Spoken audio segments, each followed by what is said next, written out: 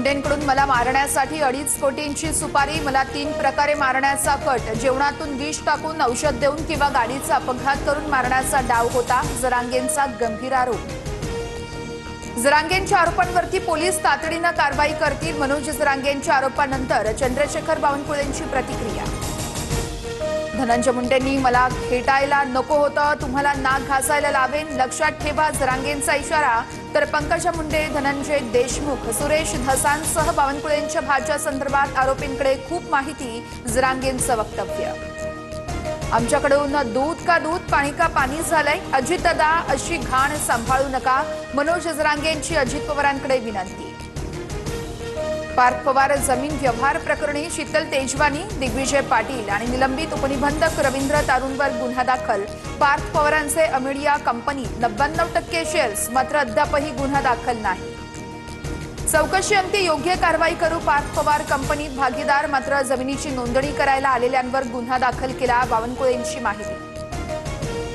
पुणे जमीन व्यवहार प्रकरणाशी दुरान्वय संबंध नाही, माझ्या नावाचा वापर करून चुकीचं काम होत असल्यास पाठिंबा नाही, मुख्यमंत्र्यांनी चौकशी करावी। पार्थ पवारांवरच्या आरोपांवरून अजितदादांनी हात झटकले। पुण्याचे पालकमंत्री असताना मुलाचा 300 कोटींचा व्यवहार वडिलांना माहीत नाही, असं कसं होईल? चौकशी होईपर्यंत नैतिकता दाखवत अजित पवारांनी राजीनामा द्यावा, अंबादास दानवेंची टीका। पुणे जमीन खरेदी प्रकरणात मूळ आरोपीला वाचवण्याचा प्रयत्न, नार्को टेस्टसह अमिडिया कंपनीच्या सर्व भागीदारांवर कारवाई व्हावी, अजितदादांनी तेव्हाच रोखलं असतं तर आज ही वेळ आली नसती, वडेट्टीवारांची टीका।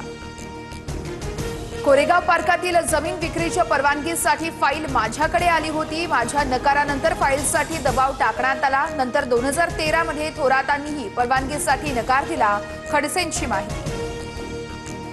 भारतीय महिला क्रिकेट संघातील स्मृती मंधाना, जेमिमा रॉड्रिग्ज आणि राधा यादव यांच्यासोबत मुख्यमंत्र्यांचा संवाद, मुख्यमंत्र्यांच्या हस्ते महाराष्ट्रातील खेळाडूंचा सत्कार। भिवंडीमध्ये जिल्हा परिषदेसाठी भाजपकडून शिवसेनेला युतीचा प्रस्ताव, कपिल पाटलांच्या सूचनेनंतर जिल्हाध्यक्षांनी घेतली शिवसेनेच्या पदाधिकाऱ्यांची भेट।